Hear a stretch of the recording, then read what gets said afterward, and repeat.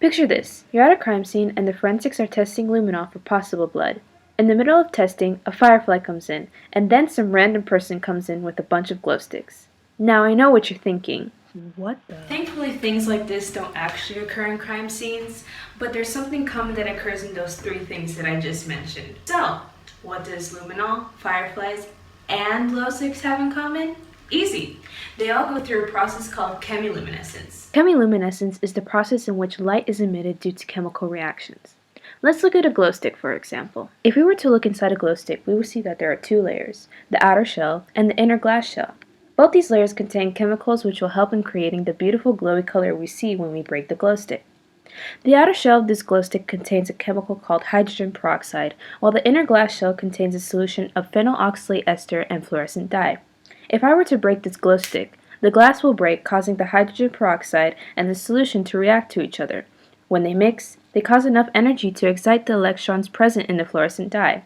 When the electrons in the dye get excited, they jump to a higher energy level and then fall back down, causing the release of light seen present in the glow stick. It's all because of chemistry. The same goes with fireflies, but only in males. Males use ATP, otherwise known as adenosine triphosphate, as their energy source.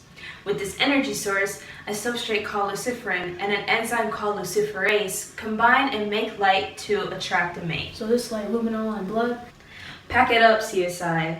Blood isn't the only thing that makes luminol glow. Chemicals such as sodium chlorate that are found within bleach, low levels of blood in urine, and enzymes such as peroxidase found in feces and horseradish can cause a false report.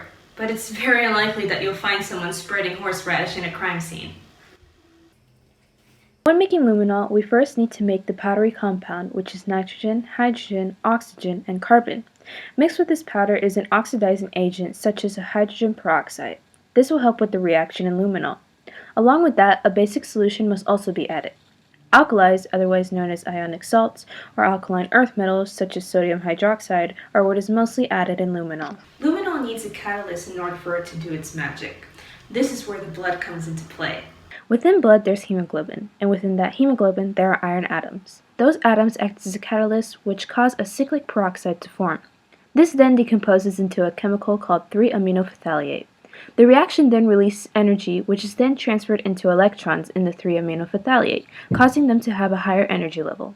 As the electrons drop to a more stable energy level, they release their excess energy as photons of light. In fact, this light only lasts for 30 seconds. We now know the chemistry of chemiluminescence and how it can be used in these three occasions. Next time you see your friend, offer them a glow stick with some knowledge. Hey, hands up the horseradish!